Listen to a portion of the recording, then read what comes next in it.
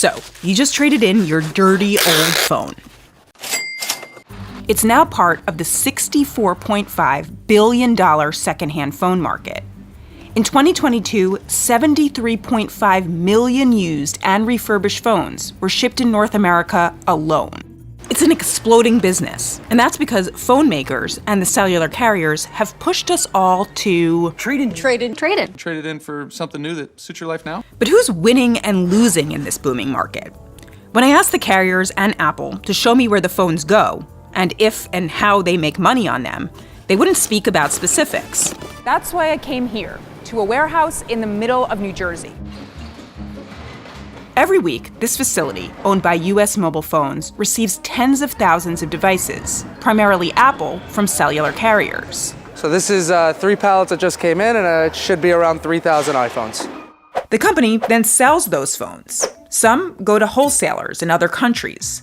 Others get cleaned up, put through the refurbished process, and sold to individual buyers on sites like Amazon or Back Market, a popular refurbished phone marketplace. We got an iPhone 11. This one's a great example because it's still kind of dirty. Yep, I picked out that 128 gigabyte iPhone 11 to track the cycle and how it goes from arriving here with a trade-in value of $200 to leaving here with a price tag of $350. To understand, we have to go through the refurbish process. The first stop for our iPhone 11, data erasure and triage. We take the phones, we start connecting them over here to these computers that are all running special software to remove any potential customer information from the devices. After that, the phone is put to the test. Well, many tests. You can't sell a phone that doesn't work. Nice and white, no shadows. Now checking the reds. We're in good status there, right? So you take a screenshot, now hit the slide switch up and down. Say cheese. That obviously does not look good. So that's because of you. We're not going to blame the phone for that. Say cheese. Ooh. So that was it, checking speaker.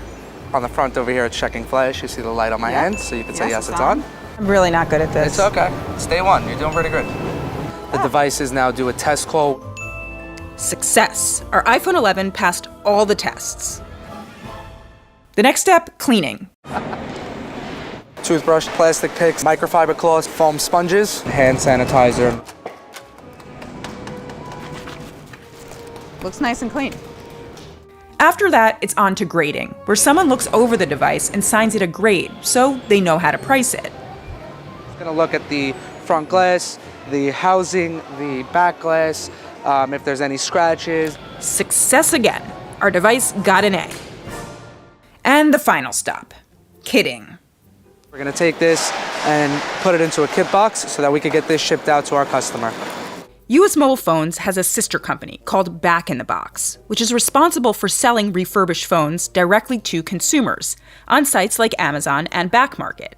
Before the phone is shipped, the company packages it with a charging cable and with lots of padding. Wanna drop it? Drop it. I mean, you could drop it. Our poor phone.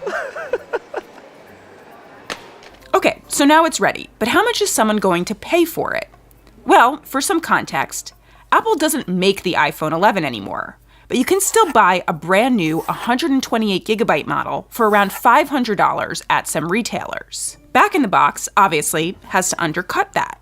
Typically, what we like to do is we like to price refurbished products, depending on the grade, between 20 to 30% below its retail price. And generally that gives a good discount for the consumer and gives us enough margin, somewhere between 10 to 15%, to be able to have some money, have some profit to then go and buy more inventory and support the business. On its website, Apple says the trade-in value for a used, good-condition iPhone 11 is $200. Back in the Box told me it bought the iPhone 11 from a carrier for around $250. Then, after the phone was refurbished, it listed it for $350 on Back Market, which takes a 10% cut of that sale. Back in the Box takes home around $65. But that's not all profit. Put a ton of labor into cleaning that device. There's also a charger in that box that we had to pay for. There's also a ton of devices that came with that, either had a bad battery or had some other defect that we had to sell at a loss. So we have to make enough profit on the good ones to be able to absorb the hit on the bad ones. So what did we learn here today? Well, that there are more winners than losers in this business. The cellular carriers win when you trade in an old phone and buy a new one. Refurbished companies win when someone buys a refurbished phone, and consumers and the environment win along the way. The downside is maybe to the stock price of the manufacturers that want to sell as many brand new retail products. Perhaps, but even for Apple, if all these phones end up in the hands of more people, particularly in developing countries, it means growing market share. And more people buying into the iPhone circle of life.